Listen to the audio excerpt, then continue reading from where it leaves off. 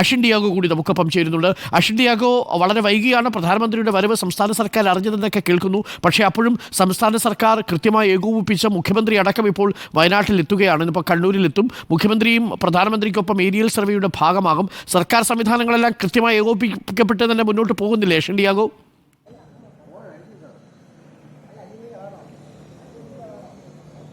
അരുൺ, വയനാട് ദുരന്തമുണ്ടായി ഏതാണ്ട് 12ാം ദിവസമാണ് പ്രധാനമന്ത്രി നരേന്ദ്രമോദി ആ ഒരു ദുരന്ത ഭൂമിയിലേക്ക് എത്തുന്നത്. അദ്ദേഹം എത്തുമ്പോൾ തന്നെ മുഖ്യമന്ത്രി അടക്കമുള്ളവർ, ഗവർണർ അടക്കമുള്ളവർ അവിടെ എത്തി അദ്ദേഹത്തെ സ്വീകരിക്കും. ഇതിനുവേണ്ടി മുഖ്യമന്ത്രി ഇന്നലെ തന്നെ തിരുവനന്തപുരത്ത് നിന്നും കണ്ണൂരിലേക്ക് പുറപ്പെട്ടിരുന്നു. അദ്ദേഹം രാവിലെ 11:10 വിമാനത്താവളത്തിലെത്തി ഗവർണറോടൊപ്പം ചേർന്ന് പ്രധാനമന്ത്രിയെ സ്വീകരിച്ച് പിന്നീട് ഇവരൊന്നിച്ചായിരിക്കും ഈ വ്യോമസേനയുടെ പ്രത്യേക ഹെലികോപ്റ്ററിൽ ദുരന്ത ഭൂമിയിലേക്ക് പോവുക എന്നാണ് അറിയിച്ചിട്ടുള്ളത്.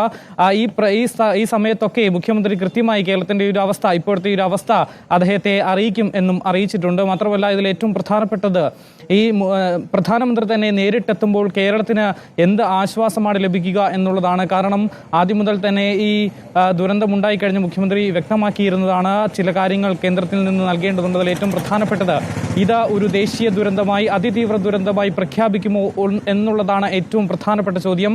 മാത്രമല്ല, ഈ പുനരധിവാസത്തിന് ആവശ്യമായ സഹായങ്ങൾ, ഈ 2000 കോടിയുടെ പാക്കേജ്, അങ്ങനെ പല കാര്യങ്ങൾ കേന്ദ്രത്തോട് കേരളം ആവശ്യപ്പെട്ടിട്ടുണ്ട്. ഇവ നടത്തി നൽകുമോ എന്നുള്ളതാണ് ഏറ്റവും പ്രധാനപ്പെട്ട ചോദ്യം. ഈ ഒരു സാഹചര്യത്തിലാണ് ഇപ്പോൾ പ്രധാനമന്ത്രി തന്നെ നേരിട്ടെത്തി വയനാടിന്റെ അവസ്ഥ വിശകലനം ചെയ്യുന്നത്. അങ്ങനെയെങ്കിൽ പ്രധാനമന്ത്രിയോട് ഈ വയനാടിന്റെ കാര്യങ്ങൾ മുഴുവൻ മുഖ്യമന്ത്രി അടക്കമുള്ള സംഘം ധരിപ്പിക്കും. മാത്രമല്ല, ഇതിന്റെ ഒരു വ്യാപ്തി, ആ ഒരു ആഴം, പരപ്പ് എല്ലാം തന്നെ മുഖ്യമന്ത്രി നേരിട്ട് പ്രധാനമന്ത്രിയെ മനസ്സിലാക്കിപ്പിക്കുമെന്നാണ് അറിയാൻ കഴിയുന്നത്. നേരത്തെ തന്നെ ഈ മന്ത്രിതല ഉപസമിതി അവിടെയുണ്ട്.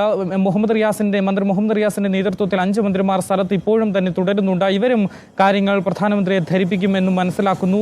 അങ്ങനെയെങ്കിൽ ഇത് അതിതീവ്ര ദുരന്തമായി, ഒരു ദേശീയ ദുരന്തമായി പ്രഖ്യാപിക്കാനുള്ള സാധ്യതകൾ എത്രത്തോളം ഉണ്ട് എന്നുള്ളതാണ് ഏറ്റവും പ്രധാനപ്പെട്ട ചോദ്യം. മറ്റൊന്ന്, പുനരധിവാസ പദ്ധതികൾക്കായി 2000 കോടി കേരളം ആവശ്യപ്പെട്ട 2000 കോടി ലഭിക്കുമോ എന്നുള്ളതാണ്. കാരണം കഴിഞ്ഞ പ്രളയകാലങ്ങളിലൊക്കെ ഇത്തരത്തിൽ കേന്ദ്രം ധനസഹായം നൽകുന്നില്ല എന്നൊരു ആരോപണം ആദ്യം മുതലേ ഉണ്ടായിരുന്നു. പക്ഷേ ഇത്തവണ അനുകൂല നിലപാടാണ്, അല്ലെങ്കിൽ അനുകൂല സാഹചര്യമാണ് ഉള്ളത് എന്ന് മുഖ്യമന്ത്രി തന്നെ വ്യക്തമാക്കുകയും ചെയ്യുന്നുണ്ട്.